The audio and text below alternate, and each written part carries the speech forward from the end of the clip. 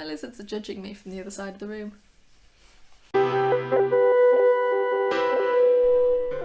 Hello reptile friends, my name is India aka Anacondiac and welcome back to my channel.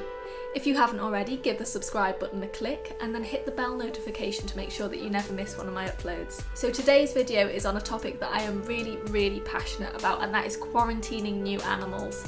Everybody loves new pets and it is all too easy to bring them home and then introduce them to your reptile room and then think that is all done.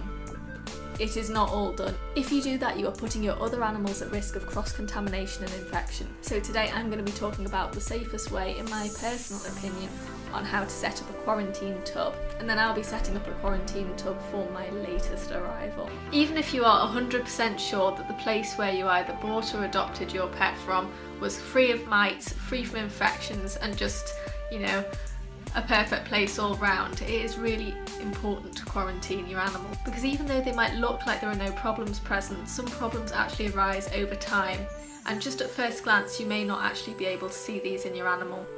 Now, if you are setting up your own quarantine tank or tub, the first important point to think about is the location of where you're going to put it.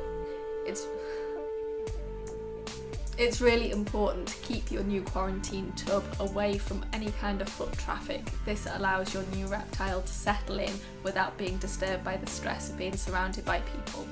It's also incredibly important that your quarantine tub is away from all of your other animals. This is imperative in avoiding cross-contamination and cross-infection.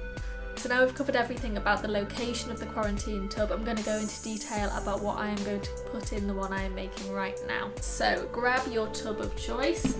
This is mine. It is my 12 litre really useful box. I ordered 2 from Amazon.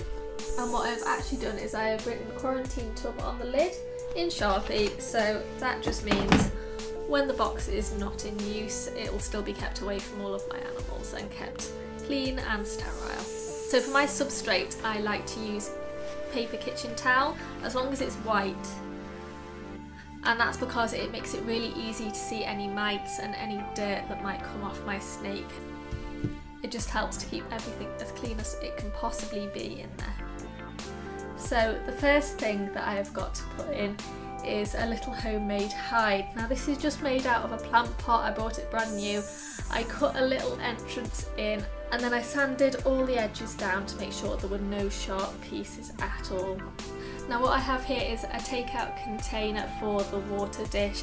Again, it's made of plastic. It's really easy to clean and wipe down every day. And I can see quite easily if there's any messes. I'm sure all snake and reptile owners have experienced when their animal goes to the bathroom in their water dish. And then what I have here is actually another hide made out of a takeout container that I just painted a dark colour and then sealed. This is just a really nice size for my little royal python, and it's going to be really easy to clean and sterilise every so often. And last but not least is a little bit of enrichment. I feel bad not putting any kind of enrichment in a tub, even if it is a quarantine tub. So all it is a kitchen towel roll. It won't be in there long enough to get mouldy. I can chuck it away at any point, but it's just another little thing for the snake to slither through and hide in. It's a paper tube, what more can I say?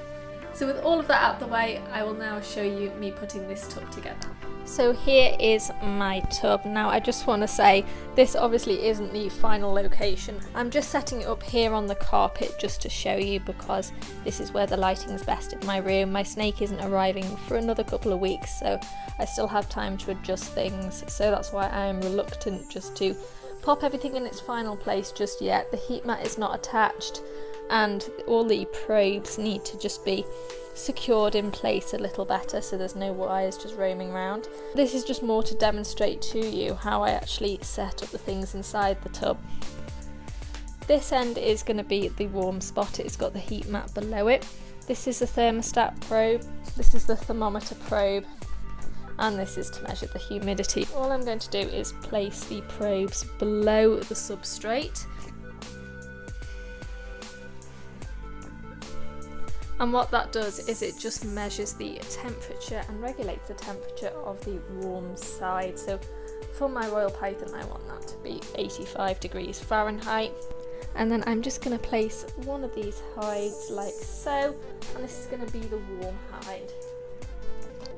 And then I'm going to place the cool hide in, and the water dish. Also, I'm not going to fill up the water dish for the same reason my snake isn't going to be around for a couple of more weeks.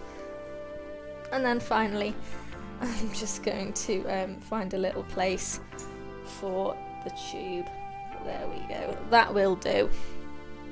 As I say, it's just a really basic setup, just to show you as an example the kind of thing that I do when I set up a quarantine tub for my animals.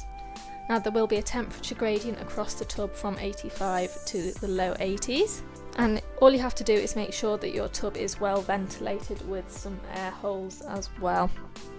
And then that's it, you're done and it's ready for your snake.